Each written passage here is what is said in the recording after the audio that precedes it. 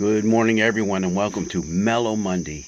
Tell you, it's cloudy, it's overcast, drizzling, but you know what? The perfect day to sit back here on our cottage little deck and just take a sip of coffee. Yep, now you know who my two favorite teams are. Steelers first, Bills second. Hey, I love them both. And they both won again this weekend. Yay, preseason, who cares? They won. Hey, let's look at our psalm for this coming Sunday, which is Psalm 112. Now, I'm going to tell you a little something. If you really want to understand Psalm 112, you have to go back and also read Psalm 111. They're both 10 verses long, and they're meant to be said at the same time, together, not, read verse 1 here and verse 1 here and verse 2. No, read them consecutively, because the verses, for the most part, match up with each other, correspond to each other. Why is that? Because Psalm 111 and 112, they're both classified as wisdom psalms, fall in the category of wisdom literature in the Old Testament. Psalm 111 talks about the attributes of Yahweh, of God, whereas Psalm 112 basically just talks about you and me, about people who respond to all those attributes that you read about in Psalm 111. And the verses parallel each other. So try it out and you'll see what I mean. But let's go right to Psalm 112, talking about you and me and any of those who want to be happy. Happy are those who fear the Lord, who greatly delight in his commandments. Fear, delight, how can those two words go together? Because the word fear in Hebrew doesn't mean, run and hide, get out of the way, God's coming to get us. No, fear means to be in awe of, to be reverent. So when you see that translation throughout the Old Testament, look at it that way. It's not, oh no, we're going to get squished. No, it means to be in awe of. It means to be in awe of. And as you go along here, it talks about that those who fear the Lord, their descendants will be mighty in the land. The generation of the upright will be blessed. Wealth and riches are in their houses, and their righteousness endures forever. Begin to think, wait a minute, are we into one of those prosperity gospel type things where you do all the right things, you're going to get rich quick? Nah, not really. That's not what this is saying here, because what this psalm also tells us is, as God's people who do fear God, who revere him, who do delight in all of his commands, we go through those difficult moments. Verse 4, we rise in the darkness. Yeah, we rise, and that's metaphorical too. It's not just literal, I'm getting up before sunrise. No, we rise in the dark times as a light for the upright. Yeah. Now, what's interesting is, in the Hebrew, it's kind of hard to distinguish what the subject of that sentence is. They rise in the darkness as a light for the upright. The they referring to those who fear and trust God. All right? And it's not clear, but you go over to Psalm 111, it's still talking about Yahweh, about God. And both verses end the same way.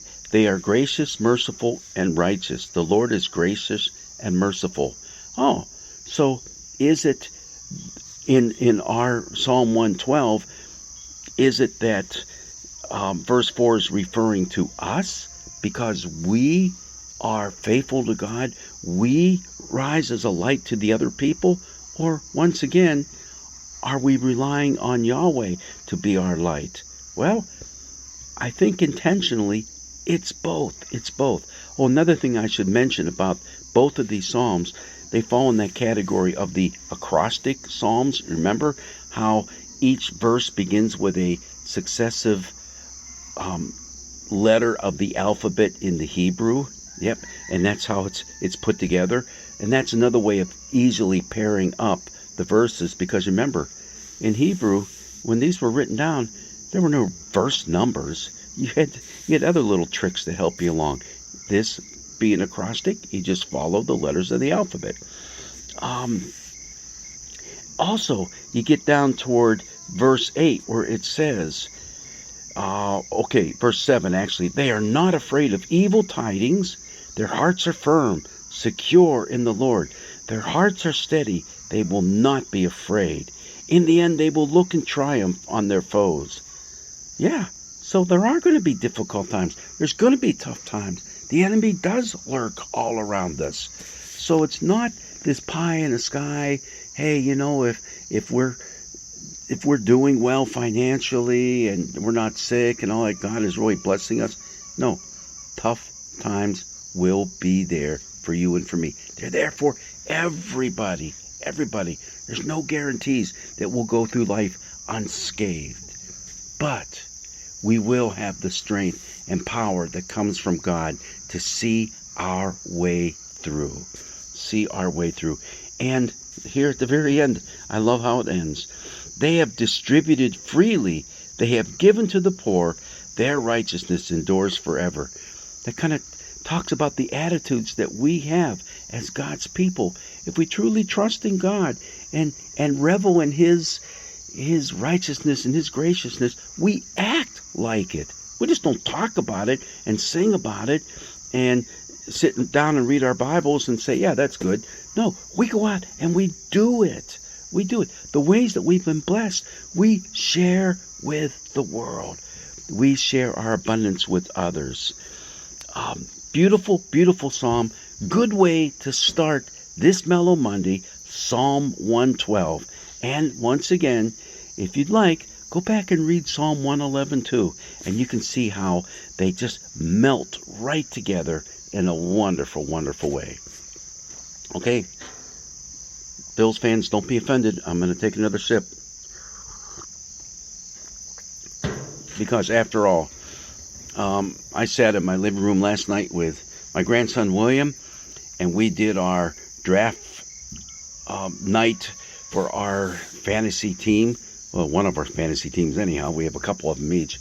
And we had a great time eating M&M peanuts and chips and dip and just having awful, gnarly stomachs when we were all done.